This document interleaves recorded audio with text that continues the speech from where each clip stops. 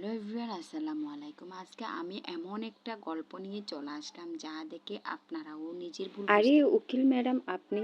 হ্যাঁ আমি তো ডিভোর্স পেপার নিয়ে এসেছি। তুমি আমাকে ডিভোর্স দিতে চাও? আমি তো প্রথম থেকে তোমার উপর সন্দেহ করেছি।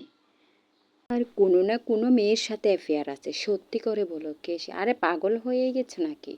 আমার আবার কার সাথে অ্যাফেয়ার থাকবে? আচ্ছা তাহলে তাই যদি হয় তাহলে উকিল ম্যাডাম কিভাবে আসলো আমাদের ডিভোর্স পেপার নিয়ে? তুমি হয়তো আনিয়েছো। দেখুন, এই ডিভোর্স পেপারটা আপনাদের কথাই আনিনি, এই ডিভোর্স পেপারটা আমি ওর কথাই এনেছি। তখন মেয়ে সামনে চলে আসলো। এখন বলো মামুনি, তুমি ডিভোর্স চাচ্ছ? হ্যাঁ ডিভোর্স চাচ্ছি। আপনার মেয়েকে বকার কোনো দরকার নেই। কি হয়েছে আমি বলছি। ও কিছুক্ষণ আগে আমার অফিসে আসছিল। অফিসে এসে কি হয়েছে জানেন? শুনবেন? তাহলে শুনুন। আরে বাবু, তুমি এখানে কেন এসছো? আর তোমার মা বাবা এসেছে? না ম্যাম, আমার মা বাবা কেউ নেই।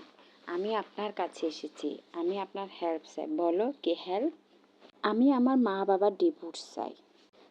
তুমি এটা কি বলছো? তোমার বাবা মায়ের মধ্যে কোনো ঝগড়া হয়েছে? বাবা মায়ের মধ্যে কোনো ঝগড়া ঝামেলা হয়নি। আমি বলছি আমি ডিভোর্স চাই মা বাবার থেকে। কিন্তু এমন কি হয়েছে বলো আমাকে। তখন নিশিতা সব কিছু বলতে লাগলো তার উকিল ম্যাডামকে। উকিল ম্যাডাম তার সব কথা শুনে নিল। এই কারণে নিশিতা আমাকে এখানে নিয়ে আসছে আপনাদের কাছে।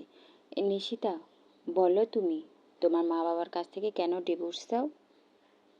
তখন নিশিতা বলে, আমি তোমাদের মাঝে আর থাকতে চাই না, কারণ আমার থেকে অনেক ভালো তোমাদের মধ্যে আরেকজন চলে আসছে, তাই আর তোমাদের মাঝে আমি থাকতেছি না।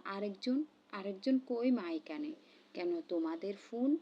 তখন মা আশ্চর্য হয়ে গেল, বাবা আশ্চর্য হয়ে গেল, মা বাবা দুজনেরই মনে পড়ে গেল সে মেয়ে যে তাদের কাছে পার্কে যাবে বায়না করেছিল মোবাইলে কথা বলার জন্য, তাকে যে সময় দেয়নি, সেই কারণে মেয়ে এতটাই অস্থির হয়ে গেল। মা তাকে বকানি করত আর সে ছুটে গিয়ে বাবার কাছে গেছিল।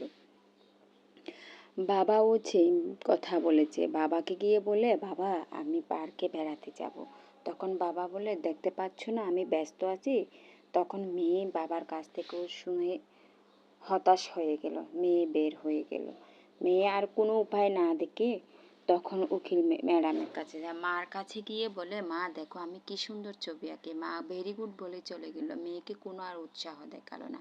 সেই কারণে মেয়ে উকিল ম্যাডামকে নিয়ে ডিভোর্স পেপার নিয়ে চলে আসলো। তখন নিশিতার মা বাবা দুইজনে খুব আফসোস করতে লাগলো। সো বন্ধুরা, সবারই এইরকম মনে রাখা উচিত। উকিল ম্যাডাম বলে, দেখুন নিশিতা যা করেছে তা ভালো করেছে, এইরকম শিক্ষা আমরা মা বাবারা পেয়ে গেছি। আমাদের মনে রাখা উচিত সন্তানেরা বাইরে থাকার চেয়েও বাবা মার সময় দেওয়াটাই উচিত। কিন্তু আমরা তা না করে আমরা যে আধুনিক যুগে চলে এসেছি, আমরা সমাজে শুধু মোবাইলে অনলাইন জগৎ নিয়ে পড়ে থাকি, আর ছেলে মেয়েরা কী করে সেটার দিকে কোনো খেয়ালই রাখি না।